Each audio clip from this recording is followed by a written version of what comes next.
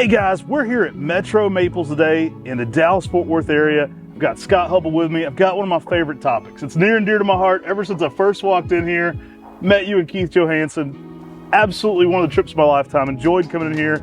And I've often talked about, highly sought after, we're gonna be talking about top 5 Acer truncatum cultivars, often referred to as a Shantung maple. MrMaple's very well known for their Shantung selections. Oh, and thank you guys for coming out and having me on. So we've got the top 5 situated here. Number 1, I'd consider the fire dragon, or let's say number 5, a tree that's been around for a longer period of time. One that Keith Johansson selected for superior, beautiful red fall color and a slightly smaller stature than the standard seedling truncatum. But a wonderful plant as a small shade tree in an average size residential lot.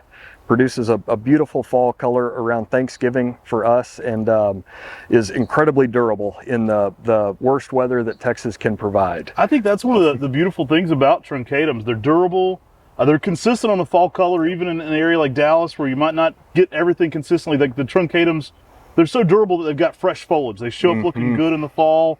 That red is spectacular. It seems like more of a yellow-orange is a little more the norm, so stand out there in that fall color. I think it's been one of the I've had it be cherry red. Yes. It can be a showstopper.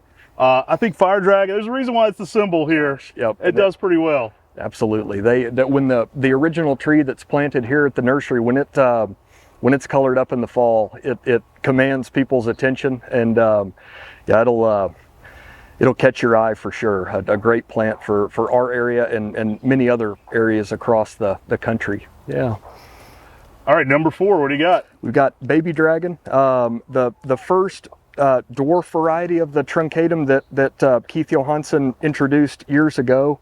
A really neat plant. On its own root system, it's much more compact and incredibly slow growing, but as soon as it's grafted onto the standard truncatum rootstock, it maintains all of the positive characteristics as the cutting, but grows at a much more rapid pace. And there are photos that customers have shared with me that were the original group of baby dragons that were sold years ago, and seeing what those trees have turned into is really, really cool. The new growth on baby dragon will persist through the majority of summer, even here. So you get a nice medium green primary color to the foliage with that nice red new growth. So it's an excellent plant and a fun one for all gardeners to work with. We've had that one. We're in western North Carolina, so a little cooler, but the truncatums still do amazing there. We've had that one be some like impeccable yellow and red colors. I mean, rivaling something like Benihime. Yeah. Like I've took a Benihime leaf and put it beside baby dragon before and been like, that is so special, that yellow, that red showing through. You know, I would imagine a lot of people do enjoy this one for bonsai because of the smaller leaf shape as well. Yep, absolutely. And the truncatums, they work well as bonsai, and I think of them in a similar way to a trident maple. In terms of vigor, you can get away with more. You can get more out of the plant in a single year than if it were something slightly less vigorous. But baby dragon is a super cool plant and a great one for a variety of different uses.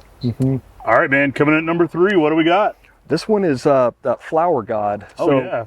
Another, I believe this was originally a seed collected in 2012, and that 2011 was a real bad drought and heat year in Texas, and some of the seed production on the big trees at the nursery, we ended up with some cool stuff. And flower god has nice dwarf characteristics, a slightly larger leaf than baby dragon, but grows with more sturdiness, definitely more upright and rigid, and produces a red fall color out of a tree that would mature, say, in the 10-foot range, height and width wise.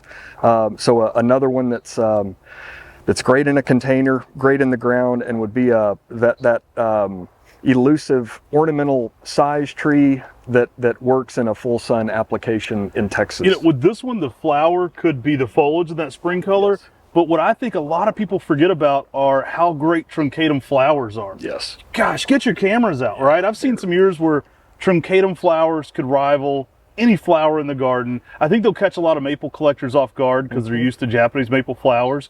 And then you see a Shantung flower, oh my gosh, Oh, you know, they're like, pretty. there could be a lot of work done just on the flowers. But Flower God, phenomenal plant, phenomenal plant. Oh, it is. It's a cool one, and that the flowering. You're absolutely right. They may be the size of a pencil eraser. Yeah. But a couple of the big trees out here, when they leaf out in the early spring, Oh, it'll stop you in your tracks. Gosh, you get the blue sky as a backdrop on that nice yellow. It is it's a beautiful look. All right, all the way up to number 2. It's getting heated. These are heavy picks. You guys love the truncatums. What do you got at number 2, Scott? We've got Skinny Dragon, which is nice. a really neat cultivar that Keith found many years ago. A much more narrow leaf lobe than the other truncatum cultivars, and maybe slightly similar looking to a palmatum leaf, the closest that we found, I guess, out of the truncatum group.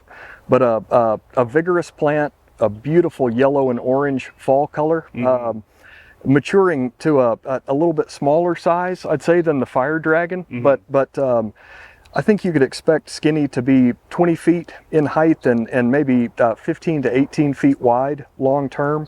But texture difference out of the group, something that will contrast well with other plants of similar types. Yeah. That fall color too with Fire Dragon. I mean, you can get everything you want here of almost like sugar maple colors.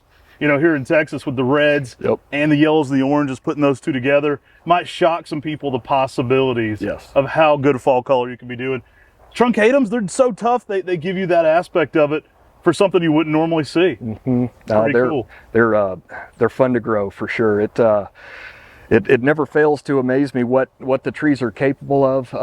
The weather conditions can be they can turn on a dime here, and seeing the trees that have survived so many unusual summer and winter years is pretty incredible. Yeah. So we've talked about a lot of possibilities. We're all the way up to number 1. Many of you might guess it. It is so next level. Scott, what do you got at number 1, man? So the Super Dragon is number 1. Probably the most unique color that through the growing season out of a truncatum that Keith found. The original plant is here at the nursery, and the number of people that see that tree and are captivated by it, it's a really neat look. The spring color, it begins as kind of a light green center with a nice orange border, and the further into spring you get, the new growth contrasts dramatically with the older foliage that kind of matures to a chartreuse color. But a smaller tree, ultimately maybe 15 by 15, but a wonderful plant, something that can take a lot more sun for us than a Japanese maple. I'd say if it could be protected in Texas, say from 4 p.m. on, you'd have the best success with the leaf quality through the late part of summer and fall. But a very durable variety that we've been working on to try to make available again, and it looks like in the near future we'll have some of these to send home with the public. Nice. They are so next level. There's a buzz. There's a buzz for Super Dragon. There's always a line for that one. It is incredible. I love what y'all do here at Metro with Shantung maples. It's so interesting. The fourth site your predecessor and mentor Keith Johansson had. I don't know what inspired his knowledge of this, but he was so smart to get onto truncatums for this area. I mean, what a brilliant thing to be growing down here. Yep. And it makes so much sense. I mean, I love them anywhere. Heck, I'm in Western North Carolina. I'm 6B, and I think some of these can steal the show as much as anything I've ever seen. Yeah. Oh, it's a really neat thing, and yeah, the concept that Keith had to start this place, and then to explore and find ultimately the truncatum, a really neat thing. And I think the North Texas area has certainly benefited a great deal from that, and that it's neat to see these plants continue to gain popularity and interest with folks. Oh, it's so cool. I love the work you and Keith have put in here. Keith, awesome, over in Italy. We'll have to get him on the podcast. So I kind of missed walking in here and see him in the Sarge helmet. Yes. I love Keith. We came here in 2010. I remember you guys were so much fun, and it's a trip I'll never forget. So it's so much fun to make it back down here. But thank you for what you do with truncatums, man. I absolutely love them. Absolutely stars in the garden. And if you're in a hotter climate, it's a great way to get something absolutely amazing with great fall color too. All right, Scott. So if they're in the Metro, Dallas, Fort Worth area, what's one of the best ways to look you up? Oh, you can find us at MrMaples.com. We've got a good website, a lot of great information, and availability list. We'd be happy to have you out. And the place looks like a park this time of year. So a beautiful park. That's amazing. Guys, get out here. It is outstanding. There's a lot of bigger material. There's a lot of truncatums. There's Japanese maples. You won't see them anywhere else in Texas like this. They grow them big in Texas. He's got some insane specimens around this place. Get out here and check it out yourself. And thanks for being on the show today, Scott. Thank you so much for having me. All right, y'all, take care. God bless, and have a great day.